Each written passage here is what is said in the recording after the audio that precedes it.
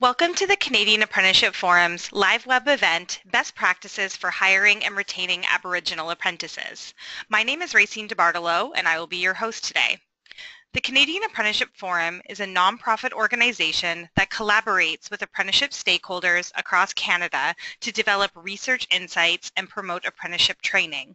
Our aim is to help Canada build a highly skilled, productive, and diverse skilled trades workforce. Today we welcome our lead researcher, Dr. Emily Arrowsmith. Over the past 9 years, Emily has overseen more than 30 national and regional research projects, and her comprehensive understanding of apprenticeship issues comes from extensive work within the apprenticeship community and its key constituency groups. Emily will walk us through the Canadian Apprenticeship Forum's latest employer engagement project aimed at encouraging companies to successfully integrate Aboriginal apprentices into skilled trades workplaces. Welcome, Emily.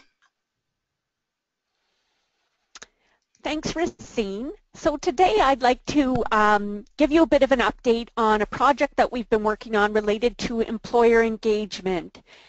It's called Best Practices for Hiring and Retaining Aboriginal Apprentices. The Canadian Apprenticeship Forum was funded by the Labour Program at Employment and Social Development Canada to engage employers and create awareness about hiring and retaining Aboriginal apprentices.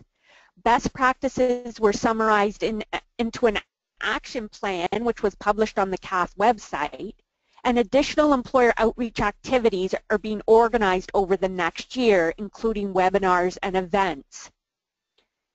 So our plan overall for the project is to have 5 workshops and 5 webinars. Participants will include employers, industry representatives, and Aboriginal stakeholders. And overall, we plan to engage over 250 employers and industry representatives as a part of our project. And the objective really of the workshops and webinars is to share tips and strategies included in our action plan to encourage employers to successfully hire and train Aboriginal people. And we've already engaged employers in Yellowknife, Fort McMurray, and Halifax. And over the next year, we plan to do even more engagement with employers from across the country.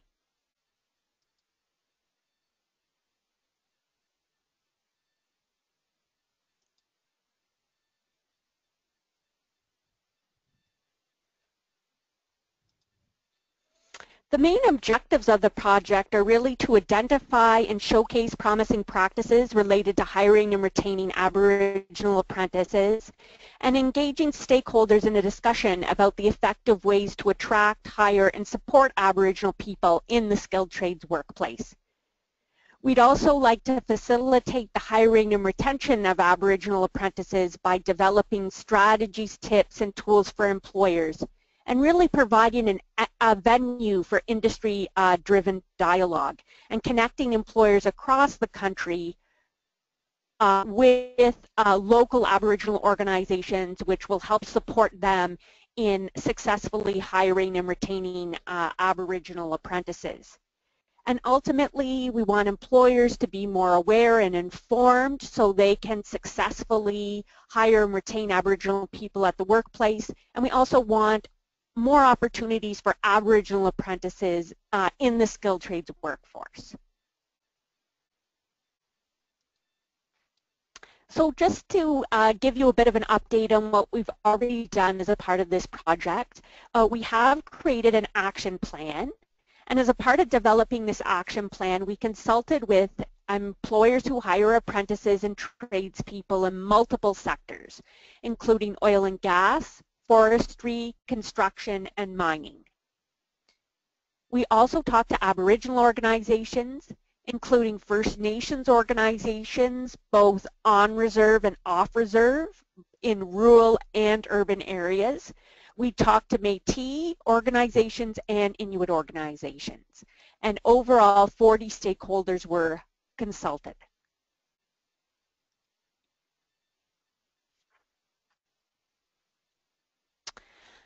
So we took all of their feedback and we developed a business case and an action plan with specific tips and strategies based on their experiences that could be provided to other employers who perhaps haven't hired Aboriginal candidates. So just in thinking about the business case, employers we talked to really did feel there was a strong business case for hiring and training Aboriginal apprentices. A workplace that is inclusive of Aboriginal peoples provides employers with access to a stable and local workforce. It supports the positive reputation of the company, and it creates new business opportunities with Aboriginal communities, and it addresses skill shortages. The Mining Association of Canada estimates that approximately 1,200 Aboriginal communities are located within 200 kilometers of some 180 producing mines and more than 2,500 active exploration properties. Aboriginal peoples make up approximately 53% of the population in Canada's north, where 1/4 of Canada's discovered and undeveloped resources of conventional petroleum are found. Companies that operate on Aboriginal land have impact benefit agreements or work in proximity to local Aboriginal communities all really need to engage and work effectively with the local Aboriginal labor force. As one employer commented, the Aboriginal communities we work with have regularly expressed an interest in employment and contracting. As a result, we were motivated as a company to develop a strategy to assist with this. This strategy extends beyond apprenticeship, but supports the corporate culture that we feel increasingly makes us an attractive employer to communities. Employers that build relationships with Aboriginal employees and Aboriginal communities may have greater success in securing business deals and contracts as Aboriginal peoples gain control over more territory through land claim settlements. The costs associated with flying these employees to sites are significantly less expensive than Southern Canadian hires.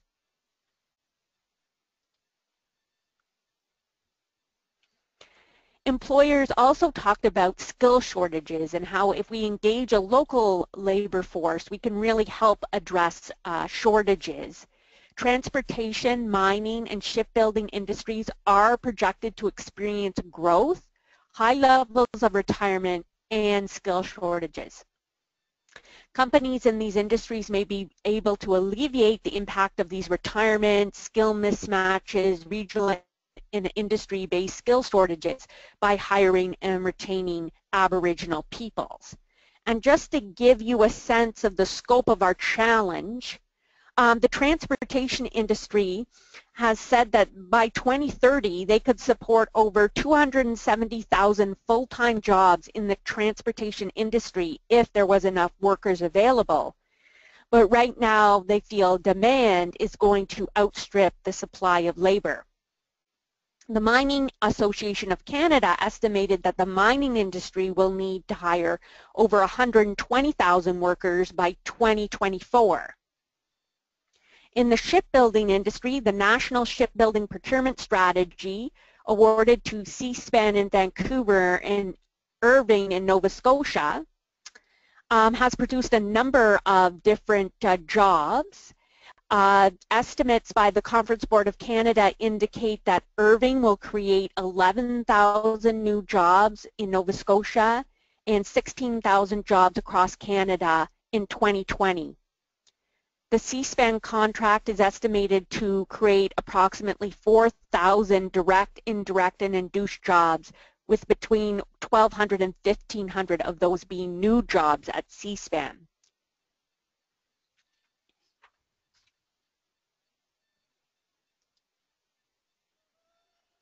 In order to address these shortages that are being predicted in these specific sectors, having a more diverse workforce can really help, and it can also positively impact the bottom line.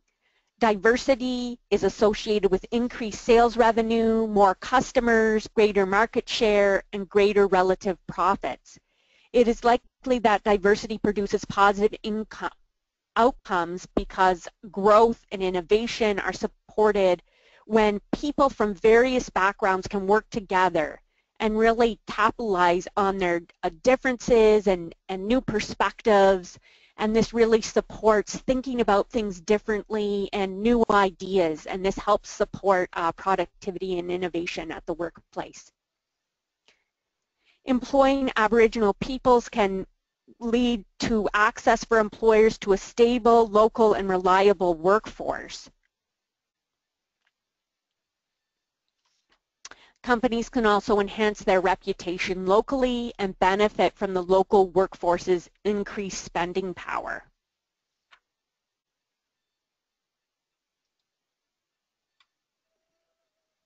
When we talked to employers in Aboriginal organizations, they shared a number of different best practices with us about things they're currently doing at their workplaces or through their organizations to really support the effective hiring and retention of Aboriginal apprentices and tradespeople at their companies. Employers talked about the importance of building partnerships with Aboriginal communities and thinking about it as a long-term relationship building process that's really going to yield positive results for both groups. Creating awareness about skilled trades careers was considered important by employers, and they talked about going to local cultural events, trying to connect with people in the community and learn about their perceptions of these careers, and also offering them opportunities to learn about what's involved in working in a mine or in the forestry sector or as a part of a shipbuilding operation. Employers talked about offering tours of their workplaces to students, going into high schools and giving presentations, and really supporting career discovery activities. When recruiting candidates, employers said it was important to really clearly outline expectations, especially regarding the apprenticeship process and letting people know what will be involved. That was really important to the employers. Preparing candidates for success was also another best practice that was mentioned. This often involved giving apprentices access to essential skills training so that they could improve their numeracy and reading skills, and giving them access to adult educators who could really tutor and help them move forward in their apprenticeships and succeed at their technical training. The most important element that employers really talked about, and Aboriginal organizations talked about this as well, was being sure to facilitate effective workplace communication. And this might require giving some cultural diversity training to your current staff just to make sure that they're aware of Aboriginal cultural practices. Really, sometimes someone can tell a joke and it's really not appropriate or can get misinterpreted, and this can really lead to negativity and misunderstanding at the workplace. But if you can really do what you can to facilitate positive workplace communication, this really helps Aboriginal employees feel integrated into the team, and they really feel motivated to stay at the company. Supporting mentoring was also a best practice that was mentioned, and this of course involves the journey person mentor who's teaching the apprentice the trade, but it also could include having an elder or as a mentor, or a buddy, just someone that the apprentice can talk to about the different challenges they're experiencing at the workplace or with their apprenticeship. Companies also talked about rewarding achievement, so that if an apprentice passes a block of their technical training, that they get rewarded and acknowledged for doing so. And especially any apprentice that's able to complete their training, that they get rewarded and acknowledged. And one company even talked about celebrating these achievements in the local community newspaper and radio to really highlight what these apprentices had been able to achieve in their trade.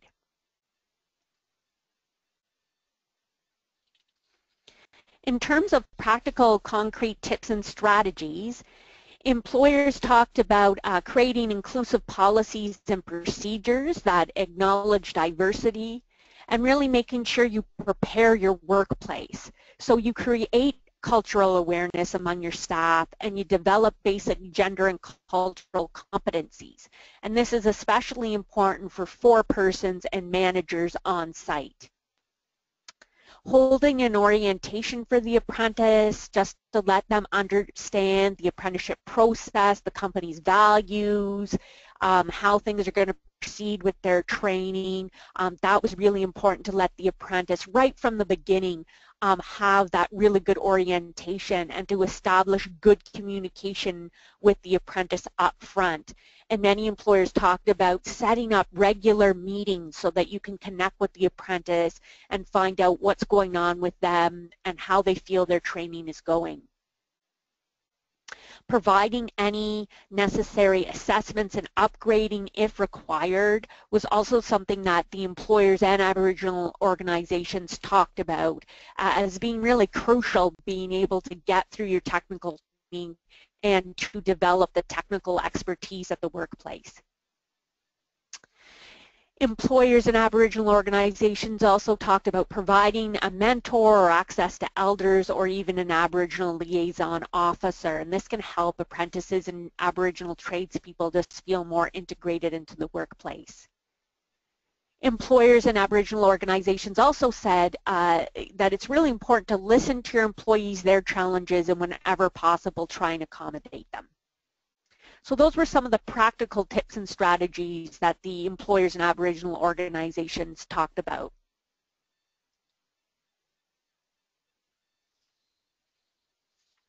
We also discovered through our consultation process that there are a number of existing organizations that can help employers locally hire and retain Aboriginal apprentices and tradespeople. And although it does vary across the country what these Aboriginal organizations offer, just to give you a couple of examples, they do offer career counseling and mentoring to Aboriginal candidates. They will provide guidance to candidates through job readiness workshops and training, and they might even deliver pre-employment courses that will really help Aboriginal candidates become more prepared for the workplace. They might do some pre-screening of candidates for employers, including reference checks. They might provide wage subsidies to employers who take on an Aboriginal apprentice or tradesperson, and they offer follow-up support. So often there can be a job coach who can follow up with the candidate and make sure that everything's okay and that any challenges the candidate might be being faced are addressed. Some of these organizations also provide cultural awareness programs and access to elders. And they can also provide financial supports to Aboriginal peoples to support further education and training.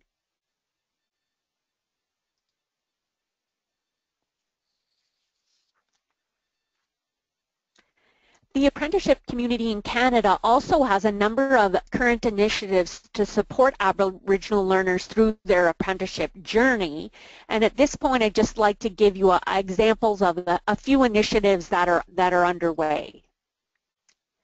In terms of creating awareness about skilled trades careers, Skills Ontario has Aboriginal-focused career awareness programs. Just to give you a couple of examples, they have a Skills Work summer camp with an Aboriginal focus. It weaves cultural components into the program as campers try a number of different skilled trades and technologies. The Aboriginal Initiatives program tailors the skills work what's out there in the skilled trades and technology presentation to a hands-on workshop with culturally relevant information. And these workshops are supported by Union Gas and the Ontario government. Colleges also offer a number of different career discovery programs. Just to give you one example, Algonquin College, Okanagan College offers a 12-week program where women learn about the trades in a safe and welcoming learning environment. Women participate in essential skills training, occupational first aid training, and employment readiness training. One-on-one access to industry mentors is also provided. The college actively works with the Aboriginal community, and the staff regularly shares information with local and regional Aboriginal service organizations to advertise the upcoming programming, to discuss best practices, and to offer program information sessions. Approximately 3 of the 16 seats in the program are occupied by Aboriginal women.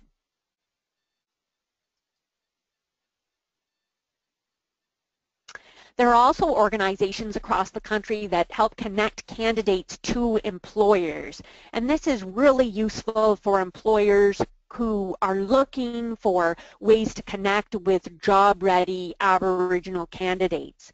So the Access organization in BC connects employers and Aboriginal candidates and also offers ongoing job coaching. STEP is an organization connected to the BC Construction Association that has 13 offices throughout British Columbia, and it helps individuals, including women, Aboriginal peoples, and landed immigrants secure jobs in the construction industry. The Aboriginal Apprenticeship Board of Ontario connects employers and unions with Aboriginal candidates.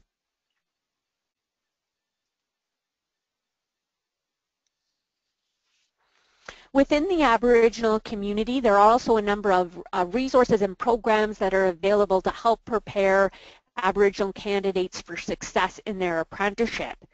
And just to give you one example of a resource that's fully available online, Saskatchewan Polytechnic developed a course that's trade-specific and really provides an online introduction to trades math. For apprentices who may have been out of school for some time and they need an opportunity to review basic math concepts, this online free course can help them refresh their math skills.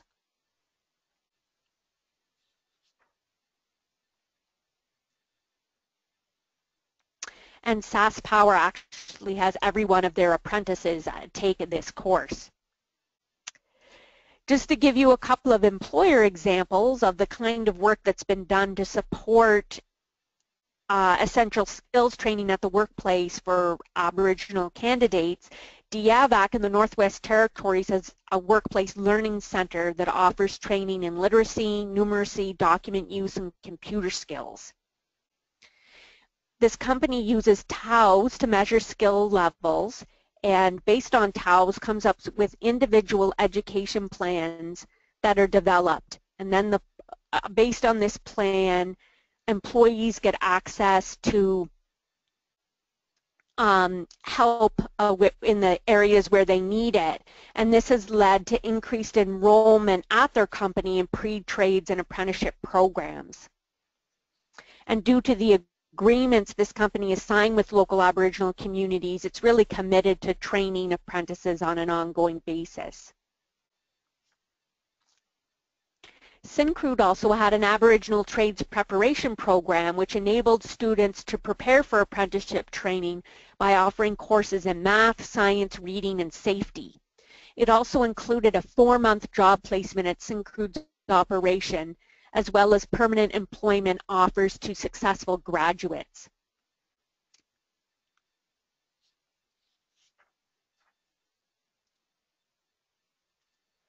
Unions also offer Aboriginal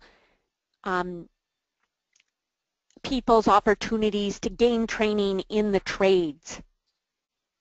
So the International Union of Operating Engineers has been training Aboriginal individuals in a variety of trades such as tower crane, mobile crane, and heavy equipment operator.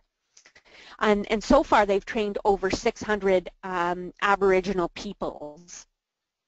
CLAC in Alberta has an Aboriginal Initiatives program where it's working with high school students and adults from various bands in Alberta, and where possible is finding them employment. The Power Workers Union does specific targeted recruitment in northern and rural areas, and 10% of its current apprentices self-identify as First Nation.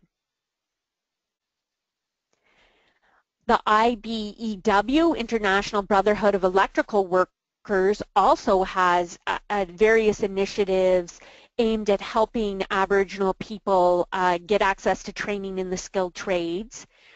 To give you some local examples, Local 625 started a program with Indigenous learners. It screened for math and mechanical aptitude and then provided training to them.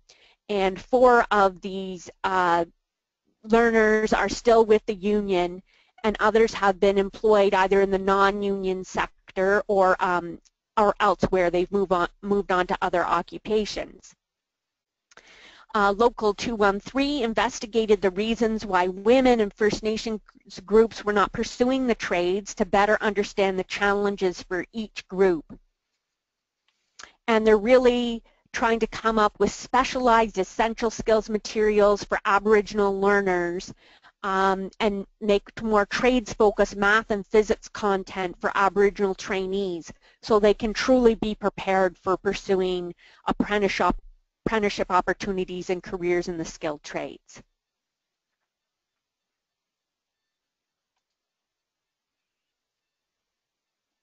An Australia study found that Aboriginal apprentices are less likely to drop out of their apprenticeship when they have a mentor. Australian research also indicates that mentoring programs require structure and resources to be effective at the workplace, and that there is a need for best practice mentoring standards. While a number of Aboriginal mentoring training programs have been identified, there are few studies to evaluate their effectiveness.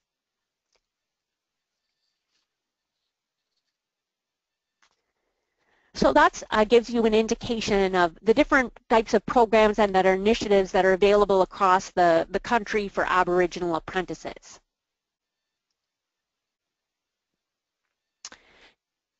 The Canadian Apprenticeship Forum also has a number of outreach materials that may be useful to you in your own work. We have an employer handbook which talks about the business case for apprenticeship training and includes recruiting and retention best practices. We also have our action plan, which I mentioned, that specifically includes feedback from employers who hire and retain Aboriginal apprentices and from Aboriginal organizations, and contains a lot of practical, concrete tips and strategies for making it work at the skilled trades workplace. We also have the business case for hiring and retaining women in the skilled trades.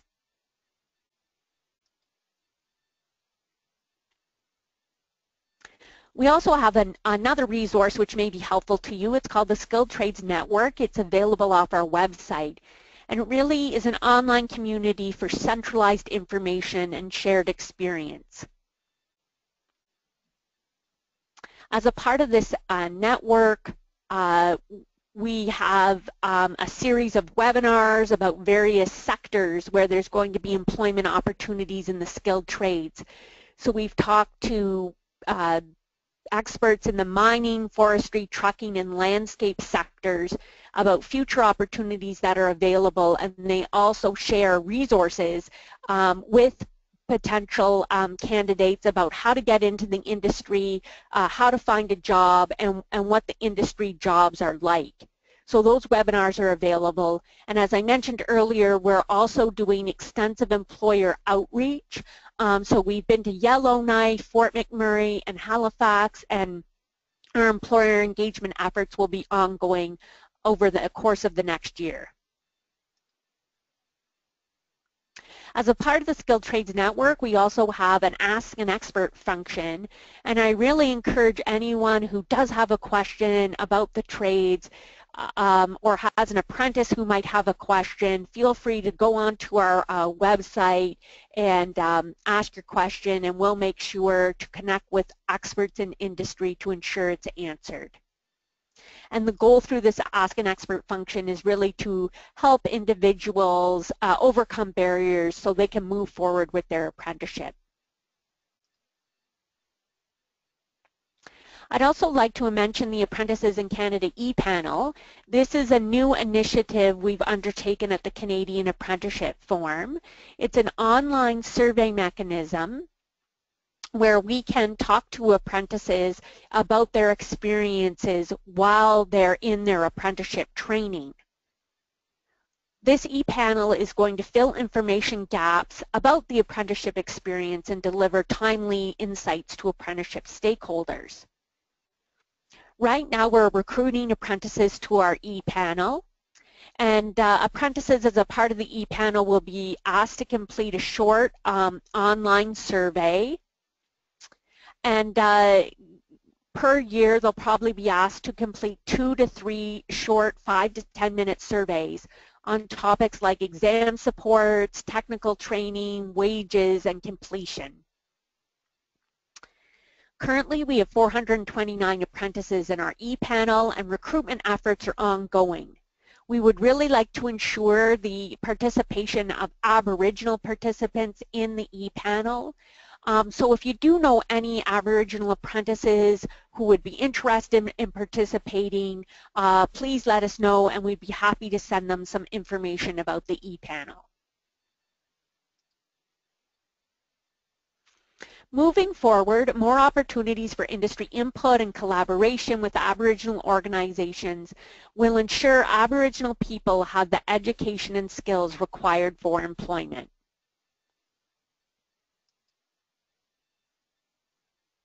Here's some key links to our Skilled Trades Network, our reports and resources page, which will have the Aboriginal Action Plan and the Employer Handbook and the business case for hiring and retaining women, and our EPanel, which is apprenticesInCanada.com.